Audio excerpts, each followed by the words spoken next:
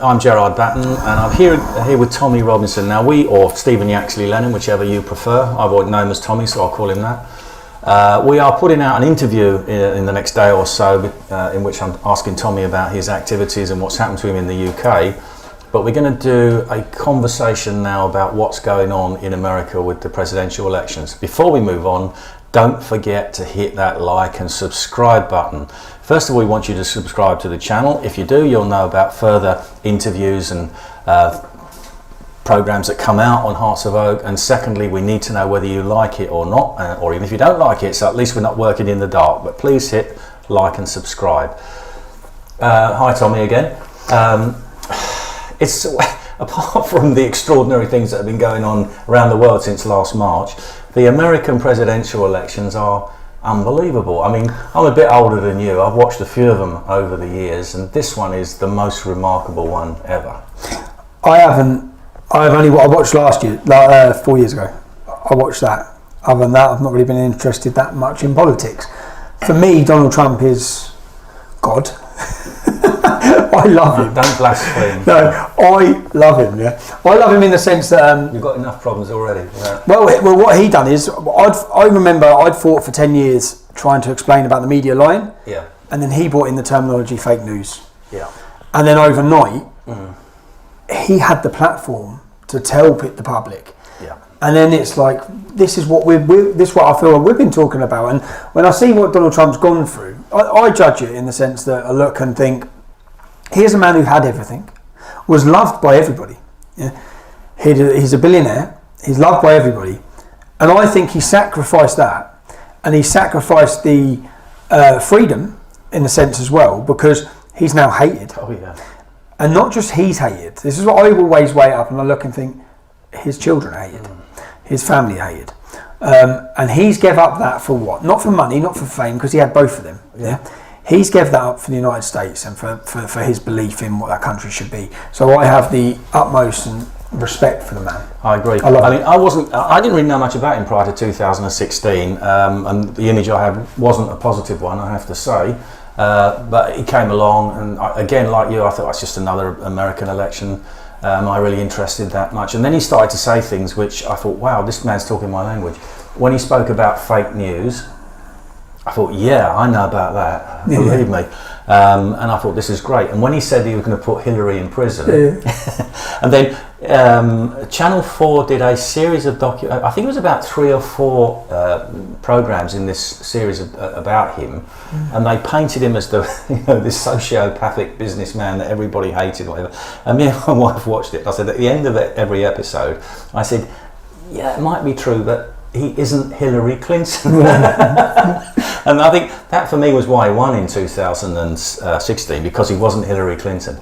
And then I've watched what he's done throughout the 4 years, and you can tell a person by their friends, and you can also tell them by their enemies. You look at the people who hate Trump and want to bring him down, and you think, this man can't be a bad man if they hate him that much. If he'd have gone along with everything that the deep state wanted him to do, they think he's great, and then they'd let him do 4 years. They might even give him another 4 years. But he hasn't. He's one of the most remarkable things I think he's managed to do is not start another war. Oh, he's done the total opposite. He's done the total opposite, and he's brought peace in areas that, even with Palestine, what he's looked to do there is bring United Arab Emirates, things that Obama got a Nobel Peace Prize, no? He did before he even did anything. As soon as he got elected. Yeah, just for being Obama. Just for being elected. So I watched Donald Trump. I've watched the elections. I've watched his politics. I see the way he's demonised and slandered and lied about. Most people and I'm not going to compare it to myself, but I am. Most people don't even know why they hate me. Yeah. Most people don't know why they hate him. So I say to people, I've got a mate who's a dreadlock lad, black lad, and I say, well, what's he ever said that's racist? And he doesn't know. No. I said, so why do you hate him? And he doesn't know. Yeah. And I feel that's the same situation. And I watched what happened with Trump. I watched what happened with General Flynn. I've watched all the United States politics, and I like to think that I know I'm viewed in different ways by different people, but many in the United States would read some horrifying bad press about myself. Yeah. But to them, even to Nigel Farage, if you were me, I walk the streets every day on my own, everywhere I go. Okay, I don't have the money or the backing behind me, and I've faced the same dark, seedy forces that they face. And to Americans to understand how far they go now, you now realise it. These dark globalist power has stolen an election. They've defrauded the United States election. I think this is what's coming out. I mean, whoever, let's put it aside for a minute, whoever won, whoever got the most votes, let's just park that one to the side for the minute and look at the obvious corruption and vote fraud that's gone on. And we're hearing more stories coming out all the time. It's all been planned. And there was this thing, Trump had got these thousands of people out, tens of thousands of people at every one of these rallies he did, and Joe Biden's in his cellar, or he comes out and he's got 6 people sitting there, and people are thinking, he's going to go down to a massive loss. They knew he was going to win because of what they were doing in terms of the voter fraud, and if possibly they changed the laws. Well, what he was doing in his cellar was holding seances because of, getting in touch with all these dead people that have come out and voted for him. But what's coming out now about how they have not verified ballots. The whole mail-in ballot thing was an accident waiting to happen, because what people need to understand is there's a difference between someone requesting a mail-in ballot and sending out millions and millions and millions and just sending them out carte blanche. They haven't been checked when they come in. And a very interesting thing I saw this morning, I was watching Sebastian Gorka's programme, and he had a chap on there saying that normally in elections the mail-in ballots at least will have a 1 to 10% failure rate because people don't fill them in properly. And I know, I've been a candidate in lots of elections, you'd be amazed how many people can't get across into one square. And so you can imagine the mail-in ballots where you have to put your name, you have to put other details, it can go wrong. So this 1% failure rate which they've got, it'll be anything between that in every state. Suddenly, in these states where the votes are being contested, it's gone down to 1% or less, which immediately tells you that there's something up, there's something wrong. And what I say about this is that, the more I've seen of Trump, the more I like him. And I don't mean you have to like his style or the way he does something. He's a one-off. But the way I think, and I might be wrong, but he's the only president I've seen in my adult life who actually seems to care about ordinary people. And if they steal this election from him, it isn't just an American election. This is about all of us. Yeah, control for the world, the future election. Because the people who want to get rid of them, the deep state, the globalists who want to bring in the new world order and a great restart, these are the people that are going to be in control. So it's literally, he is the only thing standing between us and them. And if he's gone, we're on our own. It's worrying. That's how. I'm very frightened about what's going on, because we can already see what's happening with the pandemic scam, with forced vaccinations on the horizon, and they won't be forced in the sense that they'll come around and hold you down and give it to you. You won't be able to function. You'll need a health passport in order to do anything. This is how they will force it on people. When I saw COVID, and then a lot of the Democrat cities started demanding mail-in ballots, which is easy for fraud. Yeah. If mail-in ballots, and they don't want anyone to sign, there's no signatories, why not? They don't want people needing ID, why not? It's like, would you get people to a drug test by mail? No, because they can be frauded. Yeah, it's exactly the same. You could use someone else's urine. You could fix it. So why are you sending out millions upon millions of ballots? And they have defrauded. And I think the troubling thing is that people, once they don't believe in democracy, once they don't believe that it's a true democracy, then what alternative do people have? Now, in this country, we don't have much an alternative, but in the United States, where they're all heavily armed and they've got a constitution, there's a real alternative. Yeah. Now, this is dangerous in that sense, totally dangerous, worrying, concerning for everybody, and Donald Trump totally is the last line of democracy, because if this is stolen from him, what, you don't think this is just a test run for the rest of the world? You don't think that these glitching machines... The rest of them will be a pushover. It'll be a walk in the park. And the Republicans will never ever get in power again. Yeah. They'll never get in power again. And I was so surprised how quickly it's accelerated in the United States. Because all the problems we have in this country around free speech, the erosion of free speech, the attacks, the hate crime laws, all of these things, which we believe couldn't happen in the United States because of their constitution, it's all now accelerating. And you see, if the Democrats get in and win this election, then over the next 4 years, what you're going to see is reversal of laws, implementation of laws, and the power of political correctness infecting the United States in a similar way to it's infected our countries. People, well, you've already seen it anyway. I think they're worse than us in many ways. Already. Losing their job, yeah, but that's happened very quickly. Because there was none of this 4 years ago, before Trump. Before Trump, I'd say when I first started talking to Pamela Geller and Robert Spencer, they were my inspiration in talking about Islam at times when I started looking into it and reading all about it.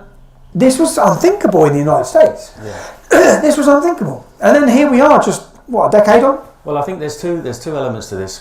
First of all, there is the organised fraud itself, which is bad enough.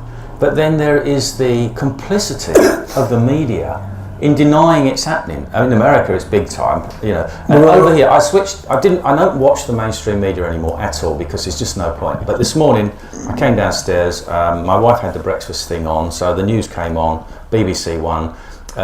Biden is about to win Arizona, and Trump is making unfounded allegations of fraud. So, well, first of all, he's not about to win Arizona because the votes are still being accounted. I.e. the legal votes. They're trying to sort out the illegal votes from the legal votes.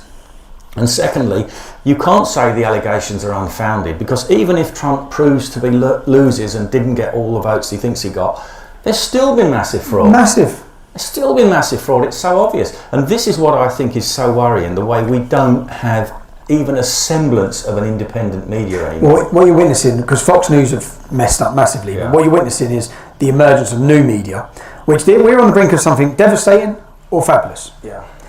If Trump overturns this and proves the fraud, the trust in general, the red pilling that's going to happen over this in the trust, when people have seen the media lie, they've seen the machine of the big tech.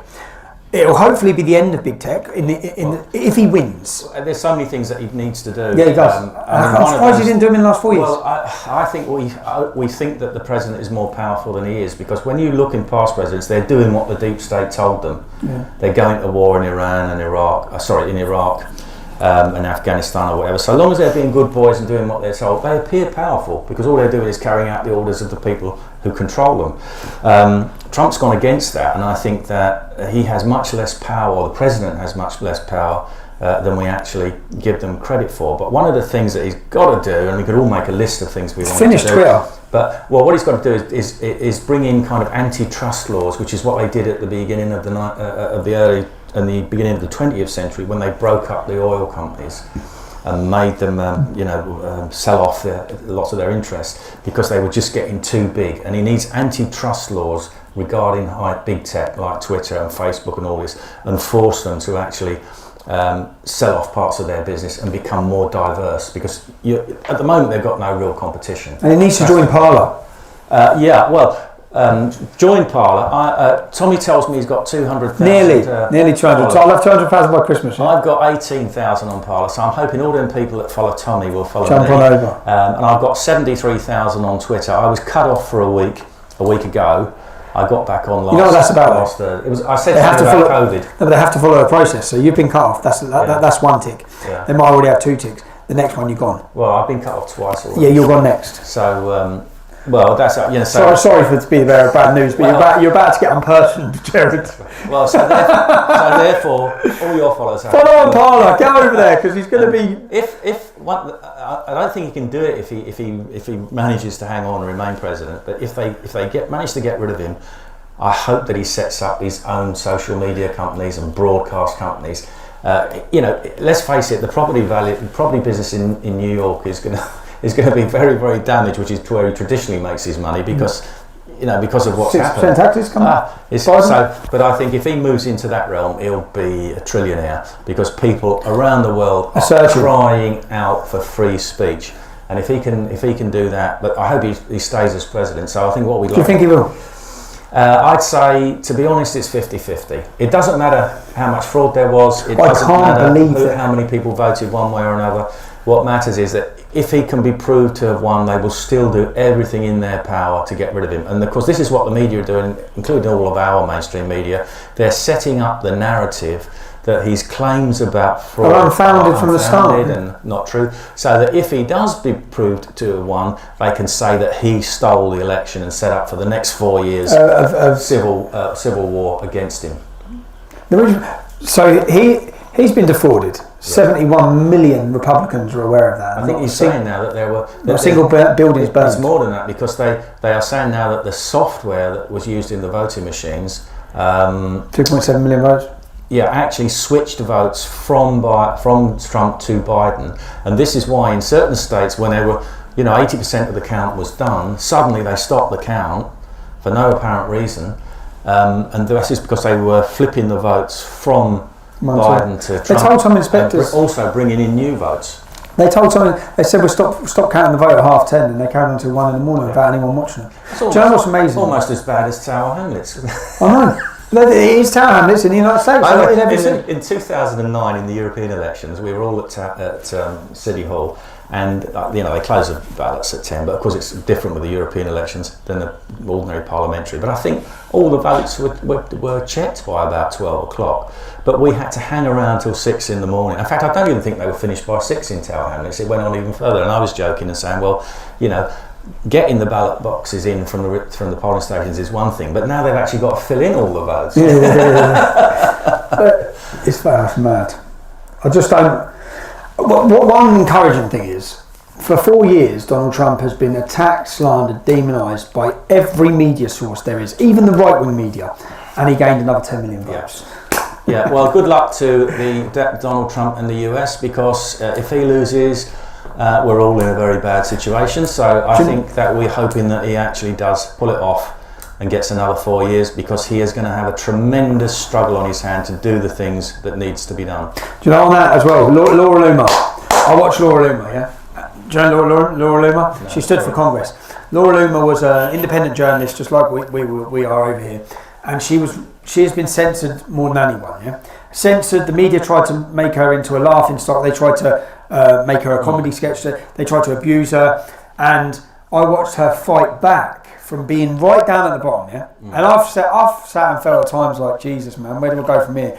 And I watched her fight for her congressional seat, yeah? She didn't win the congressional seat, but she fought and become so big and such a face for independent media, for free speech. So I watched the campaign to Laura, love ya, you smashed it, and you actually give other people, you give me inspiration sitting watching you, because I know what I've faced and I know what you've faced, and I know how hard it is when you've been censored and deleted to pick yourself back up, and I watch you pick yourself back up. So don't get disheartened by the fact you lost that seat. Pick yourself back up again and get back out there. Yeah, well, good luck to President Trump. Come on, Donald. Thank you very much, Tommy, for doing this segment for us. And don't forget to hit the like and subscribe button. And see you next time. Bye, everybody. Peace.